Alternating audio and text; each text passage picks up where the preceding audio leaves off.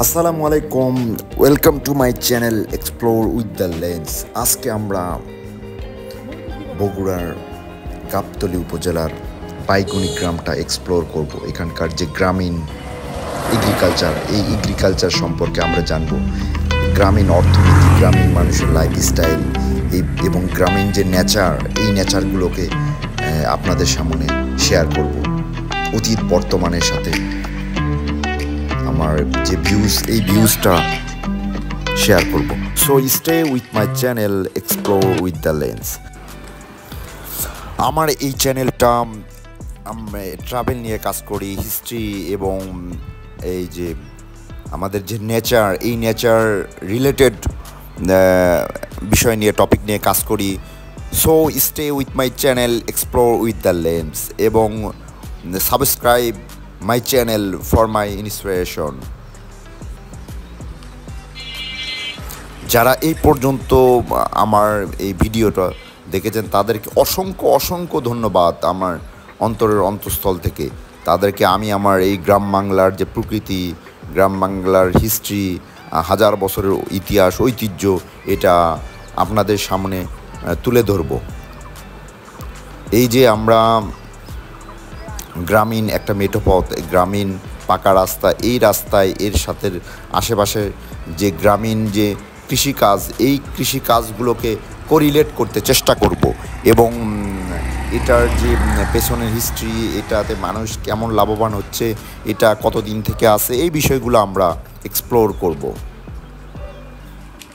ফল, এই যেমন কাঁঠাল, এটা কিন্তু খুব একবারে কোনো ঔষধ লাগে না, কিচ্ছু লাগে না এবং অনেক একটা গাছে প্রায় 100টার মতো, 100-150 50 থেকে 100-150টার মতো কাঁঠাল ধরে, অনেক কাঁঠাল। এবং এইগুলো হচ্ছে একবার অর্গানিক ফল। যেমন আমার যে জাতীয় ফল যে কাঁঠাল, এটা দেখলেই আসলে বোঝা যায় যে কাঁঠাল। এই যে এখন আমরা হাঁটতেছি গ্রামের একটা মেঠো পথে, এই যে গ্রাম ছাড়াও এই রাঙামাটির পথ, এই রাঙামাটির পথে আমরা হাঁটতেছি।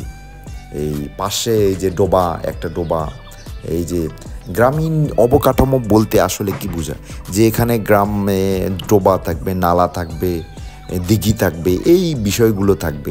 তার পাশে চাষাবাদ হবে, হবে, এই বিষয়গুলো ফুটে আসছে। তো আমি আমার এই যে চ্যানেলের মাধ্যমে গ্রামের যে সৌন্দর্য, এই সৌন্দর্যটা সবার সাথে আমরা শেয়ার করব।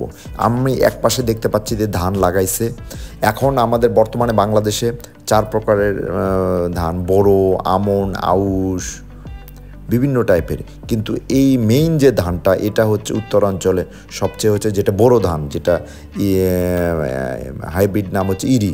এখানে ইরির অনেক টাইপের ধান আছে। এই অঞ্চলে নর্মালি 28 সবচেয়ে বেশি করে, 28, 29 এই টাইপের। এবং 28 ধানগুলো খুব তাড়াতাড়ি হয়, এটা খুব তাড়াতাড়ি, কম সময় লাগে এটা। ওই যে আবার এখানে গ্রামের যে বাড়িঘর, টিনের বাড়িঘর আছে, পাকা বাড়িঘর আছে, অনেক টাইপের আছে। এবং প্রতিটা বাড়িতে দেখা যায় 2-1টা করে গবাদি পশু, গরু তারা লালন পালন করতেছে।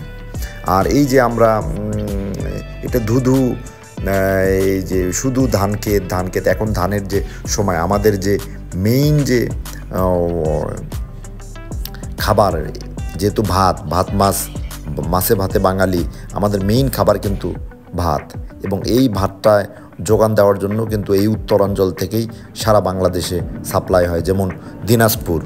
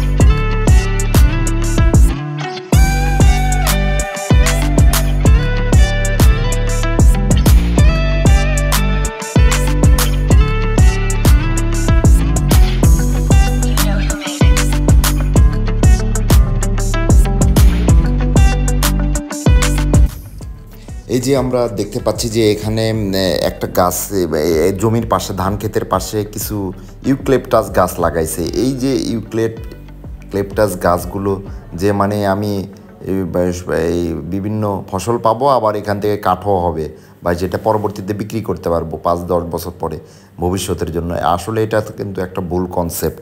এই কনসেপ্টটা হচ্ছে কি, ইউক্লিপটাস গাছ বা এই আকাশমণি জাতীয় গাছগুলো প্রচুর পানি শোষণ করে নেয়। এই পানি শোষণ করে নেওয়ার ফলে এই জমি থেকে আশানুরূপ ফসল পাওয়া যায় না এবং অনেক পানি খরচ হয়। এই জন্য এটা হচ্ছে পরিবেশের উপরে একটা নেগেটিভ ইফেক্ট আছে। সো আমি এই যে চাষি ভাইদেরকে অনুরোধ করব যে যাতে তারা এরকম গাছ না লাগায়। আমরা রাঙামাটির পথে হাঁটতেছি।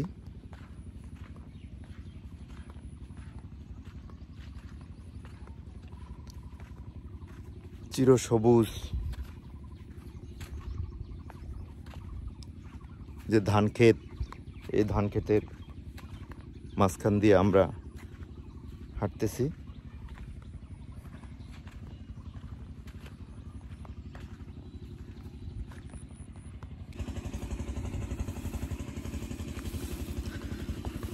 আজকে আমি কথা বলবো গ্রামীণ এগ্রিকালচার নিয়ে। আজ থেকে 20 বছর আগে মানে মানুষ কীরকম চাষাবাদ করতো, কিভাবে চাষাবাদ করতো, এখন চাষাবাদের এগ্রিকালচার প্যাটার্ন কি চেঞ্জ হয়েছে, এই বিষয়ে একটু আলোকপাত করব।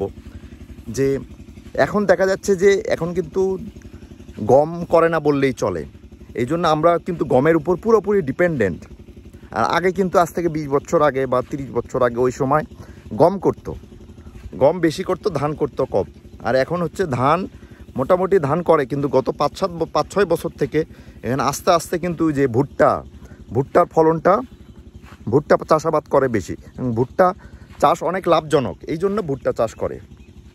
এবং ভুট্টা যেমন ভুট্টা এই যে মাছের ফিড, তারপর হচ্ছে এই যে ফার্মের মুরগির যে ফিড, এই বিভিন্ন আরও অনেক কিছু ভুট্টা দিয়ে পপকর্ন, তারপরে অনেক হেলদি আইটেম তৈরি করা যায়। এই জন্য মানুষ ভুট্টা বেশি বেশি করে এবং ভুট্টার অনেক দাম হয়। মোটামুটি এখনকার বাজারে বর্তমানে 1000 টাকা, 1200 টাকা, 1300, 1400, 1500 টাকা পর্যন্ত ভুট্টার প্রাইস ওঠে। তো এই যে আবার এই যেহেতু এই অঞ্চলে এই এবং এই অঞ্চলে আলু করে, অন্য সময় আলু কোন সময়, যে যখন শীত থাকে ওই সময় কেউ আলু করে। যেমন বাংলাদেশের ভেতর সবচেয়ে বেশি আলু হয় হচ্ছে যেমন মুন্সিগঞ্জের বিক্রমপুর, আর হচ্ছে বগুড়ার হচ্ছে বৃহত্তর বগুড়া, যেটা একসময় বৃহত্তর বগুড়া, যেমন জয়পুরহাট বগুড়া একসময় একই জেলা ছিল। এই জন্য জেলা হিসেবে বগুড়া অনেক আলু হয়। যেমন বগুড়ার শিবগঞ্জ, মহাস্থানগড়, তারপরে কাহালু, আদমদিঘি উপজেলা, এইসব উপজেলায় প্রচুর পরিমাণে আলু হয়। যে আলুর মাধ্যমে তারা এই আলুগুলো এমন যে সারা ঢাকা শহরের আলুর যে চাহিদা, এই চাহিদাটা মিট আপ হয় এবং এমনকি বাইরে মালয়েশিয়াতে পর্যন্ত আলু রপ্তানি করা যায়। এবং এই অঞ্চলেও শীতকালে আলু করে, আলু, তারপরে হচ্ছে সরিষা। এবং এখন সরিষারও মানে চাষাবাদ আস্তে আস্তে বৃদ্ধি পাচ্ছে, মানুষ সরিষা খাওয়া আবার শুরু করছে। যেমন আগে যেমন এই যে সবাই সরিষা খাইতো, আজ থেকে 20 বছর আগে এক সময় সবাই সরিষা খাইতো, তখন কোনো সয়াবিন তেল ছিল না, তখন মানুষের অসুখ বিসুখ কম হইতো। কিন্তু এখন যেহেতু তারা আস্তে আস্তে এই সামাজিক যোগাযোগ মাধ্যমে সচেতনতা বৃদ্ধির ফলে মানুষ সরিষা খাওয়া শুরু করতেছে। এই যে আমরা একটা ভুট্টা ক্ষেতের পাশ দিয়ে যাচ্ছি, যে খুব সুন্দর ভুট্টা ক্ষেতগুলো, আসলে গাছগুলো অনেকগুলো এই যেমন এখানে একটা হয়েছে, এখানে একটা, দুইটা, অনেকগুলো এই ভুট্টার যে কাণ্ড, মানে ভুট্টার যে এই অনেকগুলো বাধা ভুট্টার হয়েছে এরকম। এবং ভুট্টাতেও নিড়ানি খরচও খুব কম। একটা শ্যালো মেশিন দেখতে পাচ্ছি, এই যেখান থেকে এই যে শ্যালো মেশিনের সাহায্যে এই পানিগুলো ধানে দেওয়া হয়। যে আপনার পানি ছাড়া যেহেতু গাছ বড় হবে না, পানির অপর নাম জীবন, এই জন্য গাছগুলোকে শ্যালো মেশিন থেকে পানি দেওয়া হয় এই সুন্দর ছোট ছোট ড্রেনের মাধ্যমে। এই যে ড্রেন, এই ড্রেনগুলোর মাধ্যমে পানি দেওয়া হয়।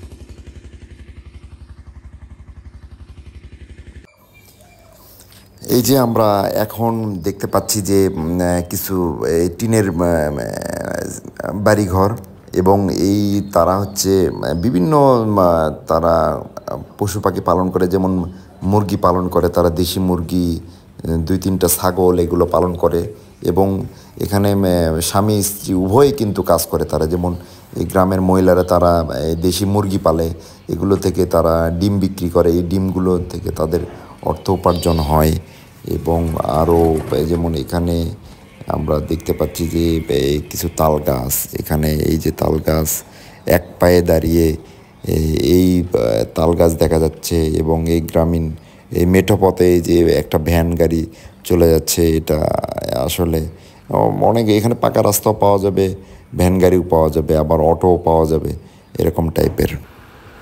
এই গ্রামটার অবস্থান বগুড়া জেলা শহর থেকে প্রায় 12 কিলোমিটার পূর্ব দিকে।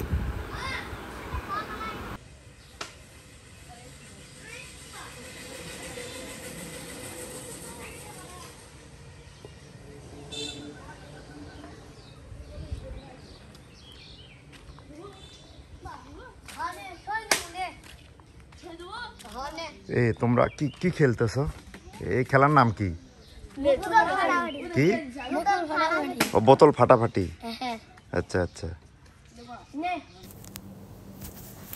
আমি এখন কথা বলতেছি এখানকার এক চাষি ভাইয়ের সাথে, যে জমিতে কীটনাশক সার প্রয়োগ করতেছে, এবং কীটনাশক কেন প্রয়োগ করতে হয় উনি তার হিসাব এগুলো এক্সপ্লেইন করতেছে।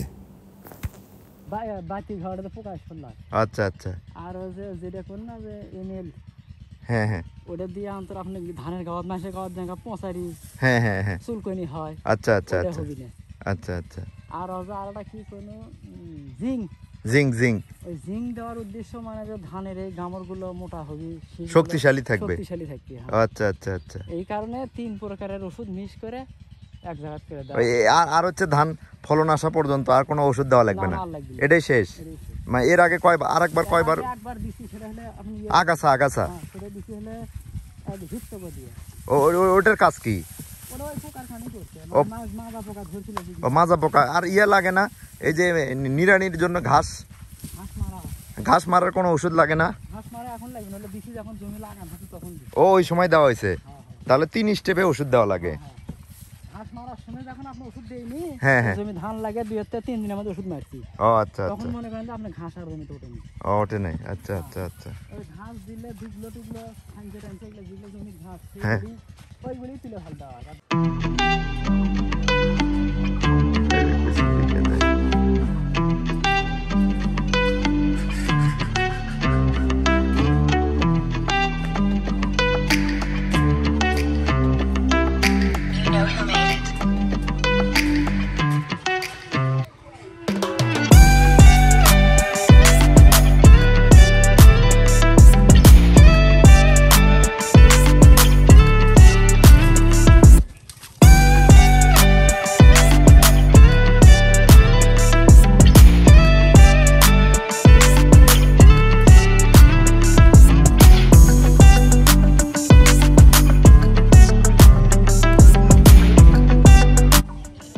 গ্রামের প্রতিটা বাড়িতে এরকম একটা করে পলের পালা আছে, যেটা খড়ের পালা যেটাকে বলা হয়।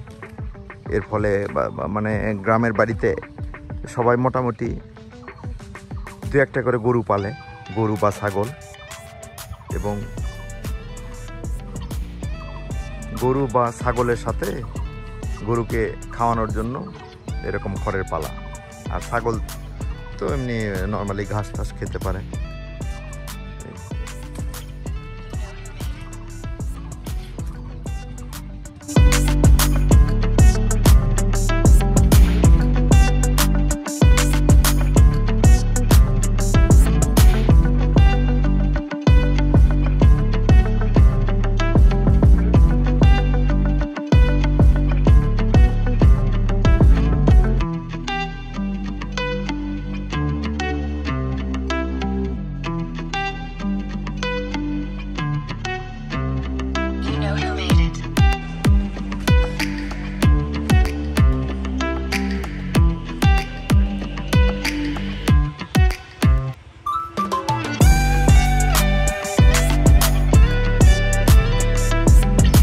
নদীতে পানি থাকে না, নর্মালি বৃষ্টি হলে যতটুকু পানি থাকা যায় অতটুকুই।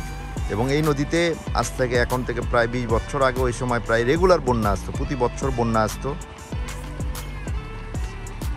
তখন এই দিক দিয়ে প্রচুর পানি থাকতো, নদীতে সাঁতার কাটা হইতো, অন্যরকম একটা ভাইব ছিল।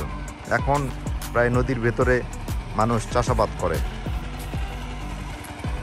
মানে অনেক পরিবর্তন হয়েছে, গ্রামীণ জনপদের অনেক পরিবর্তন হয়েছে। এই যে আমরা গ্রামীণ যে মানুষ পুকুরে মাছ চাষ করে এবং এই মাছ চাষের এই পদ্ধতি একটা দেখতে পাচ্ছি আমরা, এটা বাড়ির পেছনে মাছ চাষ করতেছে এবং মাছ পুকুরের উপরে নেট বিছায় দেওয়া হয়েছে যাতে এখানে শুকনা খড়ি এর ভেতরে না প্রবেশ করতে পারে। এই যে আমার ছেলের এখানে গ্রামীণ পরিবেশের সাথে মানে নেচারের সাথে একত্বতা ঘোষণা করছে। আসো। এখানে ওইদিকে একটা ফুলকপি তুলতে যাচ্ছে।